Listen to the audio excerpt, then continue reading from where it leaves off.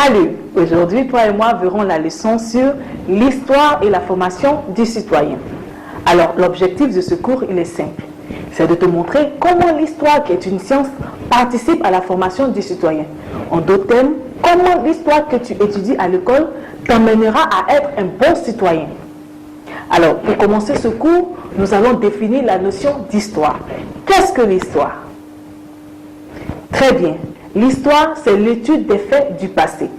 En effet, l'histoire étudie comment les hommes du passé ont vécu, c'est-à-dire leur mode de vie et leur civilisation. Ensuite, nous allons voir l'objet de l'histoire. Quel est l'objet de l'histoire? En effet, l'objet de l'histoire, c'est d'expliquer aux hommes d'aujourd'hui, c'est-à-dire aux contemporains, le pourquoi des faits passés. Pourquoi il est important d'étudier l'histoire? Il est important pour nous, les hommes d'aujourd'hui, d'apprendre notre passé pour mieux comprendre notre présent et préparer notre futur. Alors maintenant, toi et moi allons définir la notion de citoyen. Qu'est-ce qu'un citoyen? Bien, un citoyen, c'est une personne qui vit dans un État et qui possède des droits et des devoirs. Un citoyen, c'est également celui qui connaît le fonctionnement de sa société et qui participe à son amélioration. Maintenant, nous allons établir le rapport qui existe entre l'histoire et la citoyenneté. Succès assuré. Avant toute chose, il est important que tu saches que l'histoire a des finalités.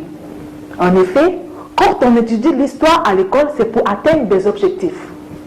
Sur ce, l'histoire a des finalités intellectuelles.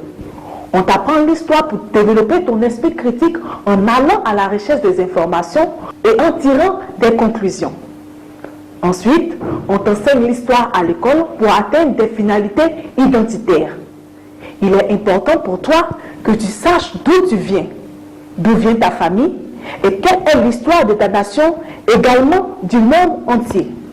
L'enseignement de l'histoire également a des finalités patrimoniales. Patrimonial parce que l'histoire te permet de savoir que tu existes dans une société, dans un espace que tu dois protéger et garder. À présent, nous allons effectuer le rapport qui existe entre l'histoire et la citoyenneté. En effet, à travers les récits historiques que tu connais, tu peux avoir des comportements responsables. Par exemple, on sait que la Première Guerre et la Deuxième Guerre mondiale ont été fatales pour le monde entier. Lorsque tu as des connaissances, par exemple, sur ces guerres, tu as un comportement responsable vis-à-vis de ton prochain. Par exemple, tu évites d'être brutal, tu évites de faire des guerres, tout ceci pour protéger ta nation. Enfin, lorsque tu sais que des nations, par exemple, ont été détruites par manque de démocratie, tu as un comportement démocrate. Tu vas au vote pour élire la personne qui est le mieux pour ta nation. Ceci te permet donc d'être un bon citoyen. Alors, nous sommes à la fin de ce cours. J'espère que tu as appris beaucoup sur l'histoire et la citoyenneté. Il est important que tu sois un bon citoyen pour ta nation. Et l'histoire t'aide à devenir un bon citoyen. Cependant, il faut que tu saches une chose. L'histoire, c'est les recherches. L'histoire, encore une fois, c'est les recherches. Il faut beaucoup faire de recherches. Il faut beaucoup étudier. Alors, je te laisse ces conseils et au revoir.